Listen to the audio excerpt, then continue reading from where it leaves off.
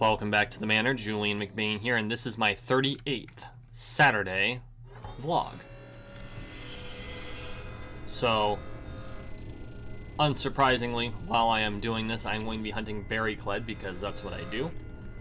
At least for the moment. Pop a pill. There we go. I'm just going to chat about a few things that happened this week in the last, like, 7-ish days.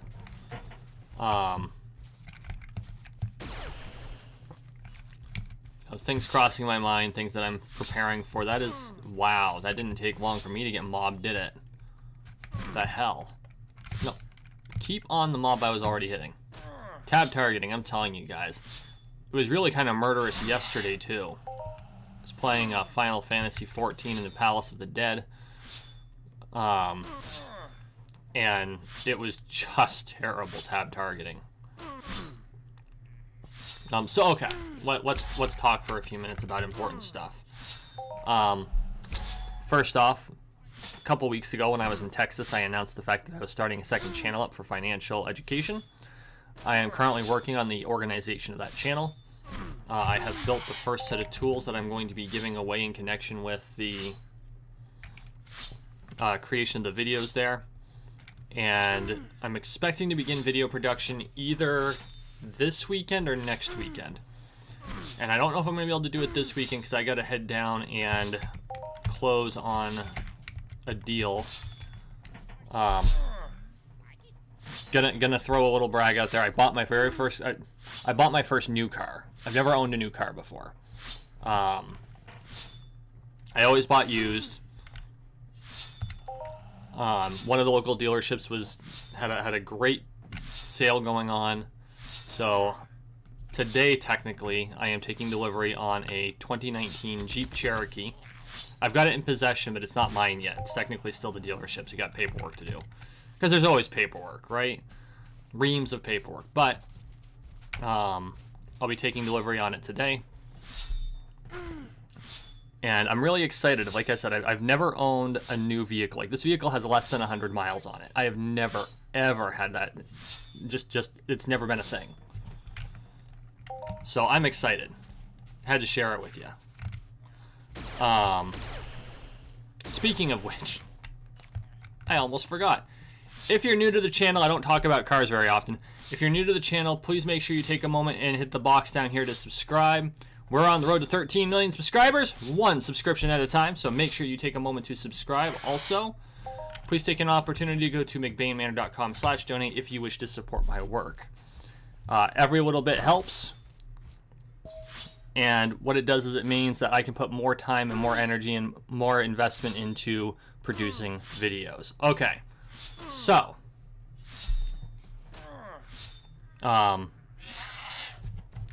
started paperwork on my very first new car.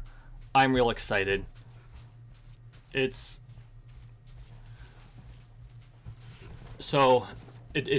tells me how far I've come, because a long time ago, and this is why I'm going to be doing the second channel.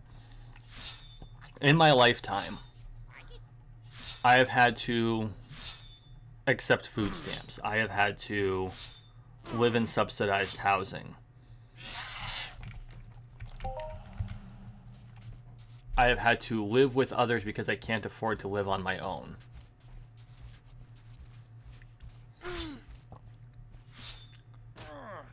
I have stared not having enough money left in the week and trying to juggle things so I can actually put food on my own table.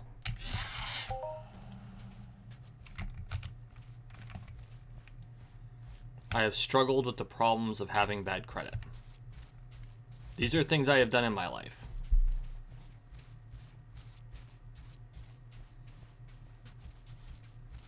I'm 35.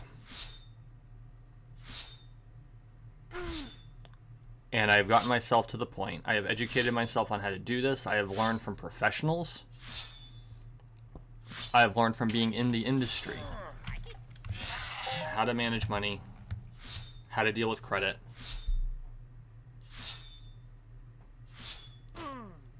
And now I need to share that with you. Because I know a lot of us, I mean, maybe not necessarily Entropia Universe players, but a lot of people struggle to make ends meet. A lot of people struggle to not be playing the game of being over leveraged, and what that means is, you know, you're playing the debt game where you're juggling, you know, how much debt can you afford to pay, and that's how you afford all your stuff, and that's not the way you should be doing things. And there's a certain time where that's what you need to do because that's the option, but that shouldn't be the goal. And that's unfortunately where a lot of people end up stopping, because that's where they can stop, or that's where they think that we are all raised to live in that manner. And it's not our parents' fault. You know, that's how they were taught.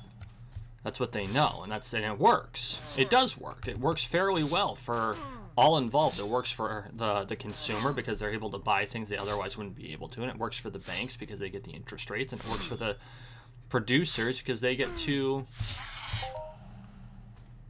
sell things that otherwise the consumer wouldn't be able to afford. But realistically, that means there's a limit to what you can build for yourself. If you continue to live like that, if you accept that as being the end game, you will always have a limit to what you can have. And there are different methods to solve this, and I'm planning on exploring all of the methodologies. And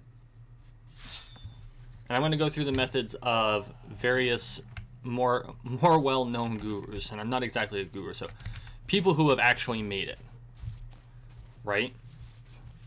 I'm going to go through their methodologies of how they manage money as it progresses. I'm going to go through the basics first. You know, this is how you build a basic budget. This is how you build a more thorough budget. This is how you look at a credit report. This is what a credit report does, right? These are what all of these terms mean, because there's a lot of jargon.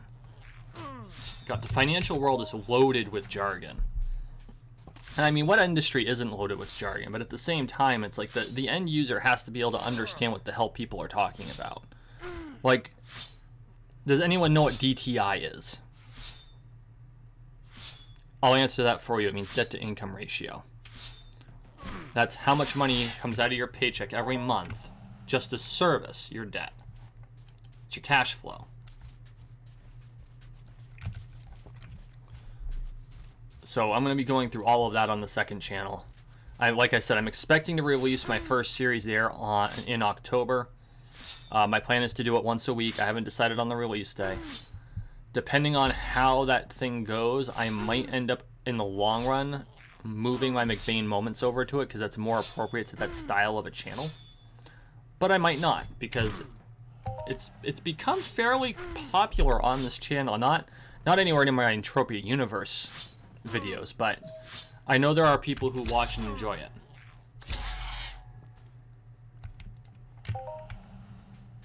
And to me, that's important.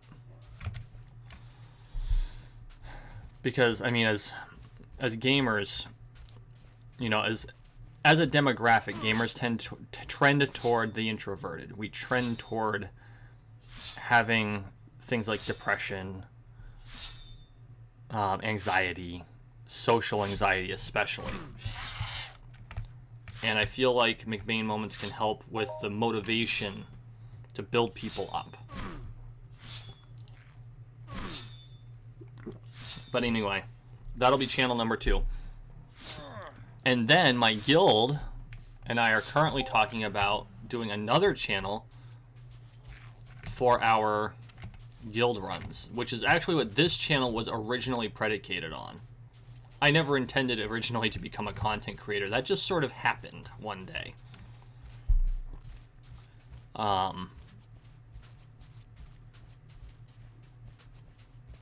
And what that will be is it'll be based on, for the time being, it's going to be based on largely Palace of the Dead in Final Fantasy XIV. Eventually, it'll go to Heaven on High once all of the guild members are there, and I am one of the guilty party that are not there yet.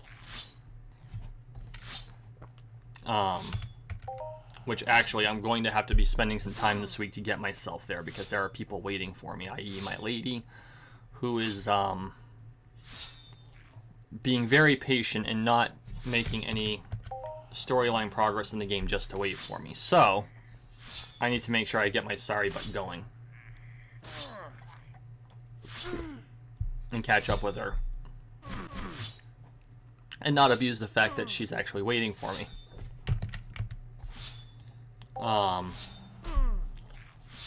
But we're looking at doing a possible third channel for that. And so that's all going to be fun. We haven't decided. We're making some changes to the way the guild works, because this means that the guild has to become more formal. And of course, whenever you do a formal agreement of any sort, even if it's something basic like an association, you always have to kind of look through things and make sure you're doing it right. So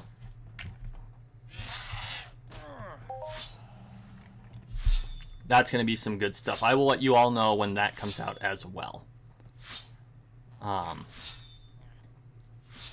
So yeah, that's the update for YouTube itself. Otherwise, I'm going to continue doing 7 days worth of content on this channel. That will not change. If I do migrate McBain moments, I will find something to put in those 2 days for this channel. I will come up with a way. Because I will not allow a channel I have worked so hard to put 7 days worth of content out on to drop below 7 days worth of content. And, sometimes it's not easy putting out 7 days worth of content, but I have found it to be very rewarding. I did a check on my analytics because I just got to 134 subs. Really? And I want to thank the folks at Royal Club, which is technically where I am. I'm at Royal Club now. I'm hunting, but I've been doing a lot of sweating here. And I want to thank the folks here at Royal Club because I was chatting with a couple of them, and it was a Corvette? No. And I apologize. I can't remember the person's name, but we were chatting, and one of them was doing the worshipping bow thing. And I cracked a joke about, I knew I figured I had true fans, but I didn't realize they were that true fan. And I got an opportunity to do some shameless self-promotion. And I got like 3 subscribers right away. And so I want to thank those who are subscribed, and I want to thank the folks at Club Royal that did subscribe about 2 days ago. But I was doing the analytics on the channel, and it's doing really well. Like, for 134 subs, which realistically this is going to be based on the 131 I had prior to 2 days ago, I have 1,200 watch time hours. 1,200 watch time hours. Or 12 or 14. I did the math. It's 127 watch time hours per subscriber. Now I want you to think about that for a second. 127 watch time hours per subscriber. No, that can't be accurate. Maybe it's minutes. I'll have to do the math again. Whatever it was actually a lot. Like, it blew me away. No, because if it's 127 per subscriber, I'd only have like 10 subscribers. So I'll have to do the math again. It's probably 127 watch time minutes, but still. That's incredible, guys. Like, I am blown away.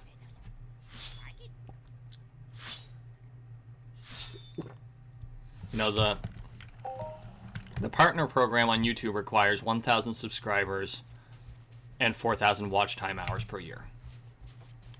And with just over 1/10 of the necessary subscribers, I already have 25%. I have more than 25% of the necessary watch time hours. And to me, that's huge. So thank you. Thank you so much. I really appreciate that support. So as the channel grows, I feel secure in the fact that those who watch this channel actually enjoy the content. And I really appreciate it. That sounds like a goonier. Oh, it's over there. There it is. It is a goonier.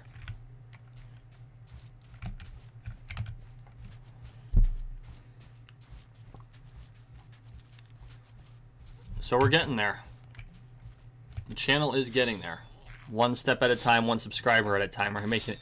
And like I said, we're on the road to 13 million, folks. That's my goal. And I know it's a big goal. But you know what? Even if I fall short, I'd rather fall short of a big goal than a small one.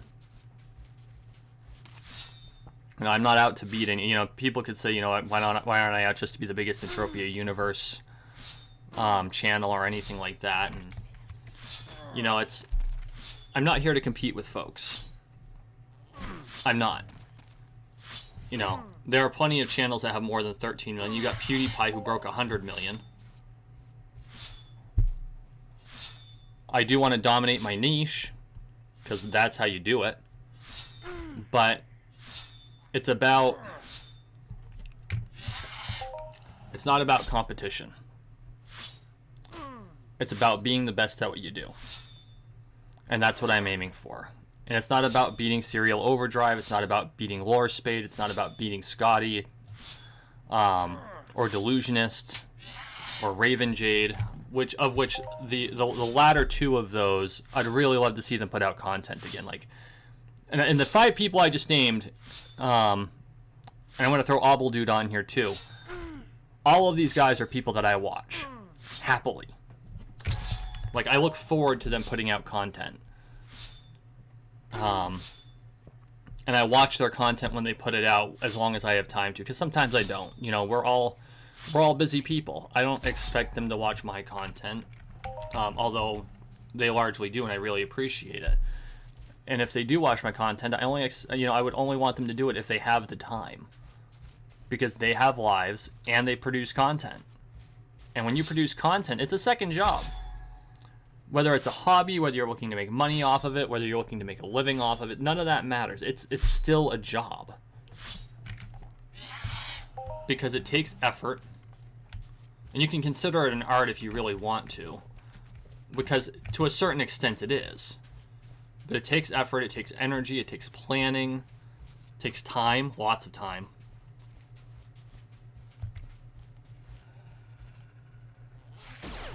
There we go. It's like, are you gonna shoot or what?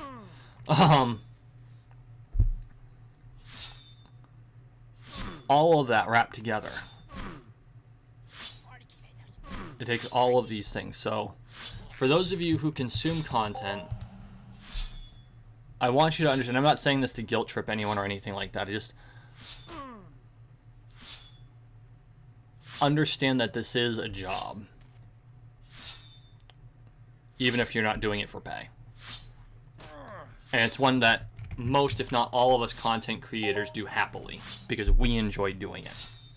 And if there's any content creators, whether I name them or not out there, that disagree with me, correct me in the comments, please.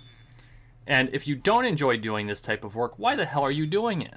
I mean, if it's your job, like if this is your 9 to 5 and you create content for like one of the business group gurus, that makes a certain amount of sense.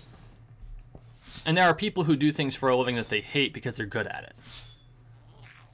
And that's just a fact of life. While they're trying to get good at something else, they're already an expert at something they don't like, so they do that because that's what they can get paid at. I can appreciate that. Paid at, paid for. English, Julian, English. But at the same time, content creation is largely based on your ability to put enthusiasm forth. And so I think that that is the most important thing if this is what you do, even as a hobby. And I have yet to find a content creator that I have watched regularly not have that level of enthusiasm. These are all like really, I'm like, where the hell did all the higher level ones go? There we go. Now, first let's eliminate you. This rifle's going to need replacing here pretty quick.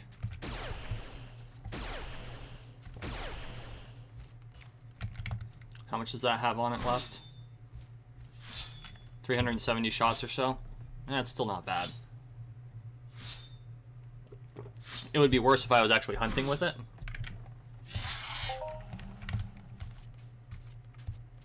But as I'm using it to pull mobs, it actually lasts a really long time.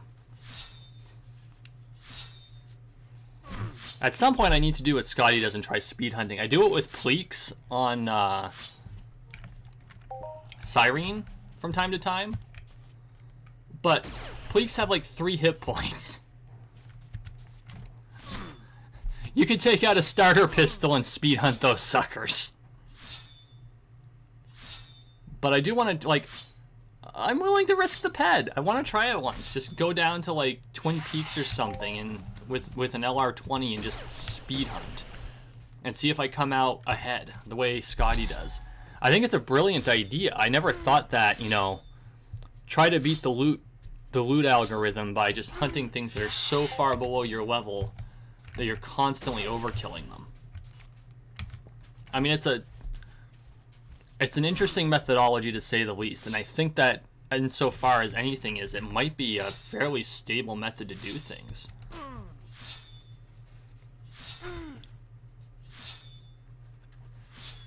I mean, I won't know for sure until I give it, you know, enough experimentation to find out. And you know me, I am anal retentive about, you know, checking things. I've got my Excel, well, my Google Sheets where I have every ped in this game is accounted for. Every ped. I won't say every single pet on this avatar, and this is the only avatar I have, but I won't say every single pet is accounted for since the inception. But I started tracking it I think about the same time I started being a content creator. And since that point, every pet is accounted for. Every peck is accounted for.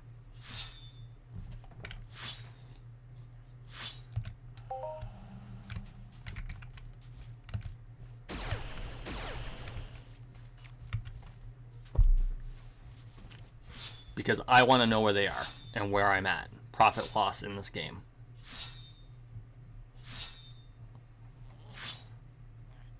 And what it does is it helps me to realistically understand what playing this game is costing me, and when it stops costing me and it starts making me money. Because I stand by this belief. If you put the time, if you put the energy, and you're willing to grind it, anyone can make money in this game. And there are plenty of ways to do so. That said,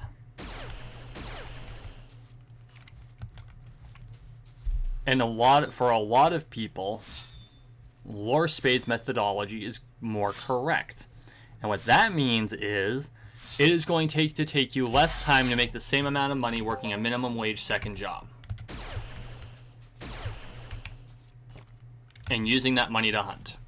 Like if you come in here and you're a free to play, you know, like Serial Overdrive is a free to play. He started back when the game was brand spanking new or close to it. Compared to me, he's been here forever. Right? The cost the value of sweat on the market has dropped drastically. Because I think he was selling it in Serial. If you're watching this, please feel free to correct me. I think he was selling sweat for like 10 or 15 ped per K, per 1,000 bottles. And now you're lucky if you get a ped per K, which I think is really disgusting. You know, I think that just for the amount of time that sweaters put in, you got to give them a ped for every 1,000 bottles, because that shit takes time. How much do I have in my inventory? Oh no, I put it away. Okay. But I also understand market forces, and you know, if the market's flooded, people aren't going to pay that much for it. And the fact of the matter is that it's not used for as much as it used to be. Not because the number of things you can use it on has dropped, but because alternatives have been created by MindArc that replace the need for the products that Vibrant Sweat is used to produce. And while it's just a touch frustrating that MindArc would be the guilty party rather than, you know, open markets or making it so players can create these items, because that's the way markets work, it's a natural consequence of the free market system. And I accept that.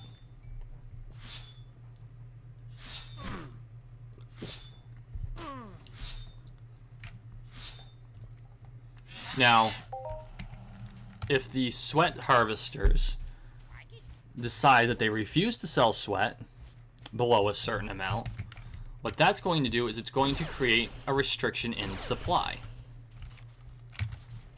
And they can do this if they agree to it. But there's usually someone always willing to undercut, even if it means, you know, they're making a lot less, which, again, that's how the free market works. But basically what the sweat harvesters need to do is they need to kind of form a cartel. And I am not endorsing cartels. Everyone thinks of the drug cartel, at least in America, most people think of the drug cartels, but cartels aren't necessarily illegal, it's just the most famous ones are. What a cartel is, for those who don't know, is a group of individuals or companies that fix prices. The most famous cartels out there are OPEC, who is the oil cartel, and that's pretty much why they're the ones who pretty much control the price of our fuel.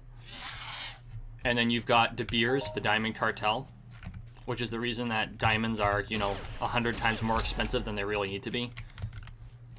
Let's face it, folks, diamonds aren't all that rare. Now, the skill necessary to cut them is rare. But the sad part is you're paying for the diamond, not the skill. Because it's a cartel. Well, with the way markets have crashed on sweat, it would benefit the harvesters to form a cartel and fix the price of sweat, at least in a limited sense, so that, set a floor rate of some sort, so that those buying it have to actually pay the sweat harvesters for their time. And again, I'm not necessarily endorsing this, but I can see where it would benefit the sweat harvesters. And if it benefits them, then it could theoretically benefit the whole market. Now, there are a lot of problems with cartels all around. I mean, you can just see that in the gas prices in the world. But at the same time, I could see where, in this specific instance, no, I didn't tell you to hit the other guy. I wanted to turn my camera. I could see where in this specific instance it could be beneficial. And I can't believe I'm saying that, because I'm not a Monopoly guy. Well, I like playing Monopoly. I don't like it when my 11-year-old can kick my ass at it, but I like playing Monopoly. But I mean, as a general rule.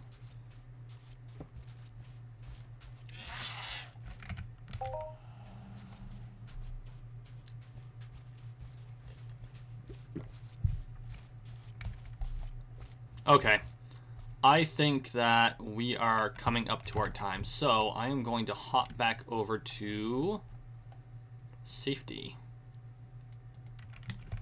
Because, yeah, we're fairly deep into Royal Club. That sounded wrong.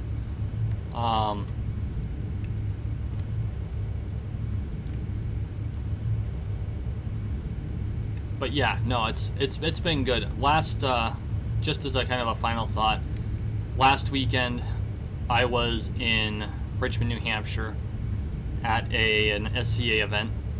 Got to do some good fighting. Made midnight bacon. I did it for the first time. It's a tradition off a friend of mine that lives in Montana. His record is 37 pounds in a night. I did too. But you want to know how to make friends in a place? Make bacon at midnight when everyone's been drinking. You will make friends. You will make all kinds of friends. And I mean that in a good way. But, okay guys. Thank you. If you've made it this far, thank you for watching. Thank you for listening. Please like, share, and subscribe down below. We are on the road to 13 million subscribers, one subscription at a time, so please make sure you subscribe. Also, don't forget to go to McBainManor.com, which is my website, and to my sponsor, Critical Links. All of these links are in the description. Guys, I really appreciate all the support. Thank you so much. You all have a wonderful day.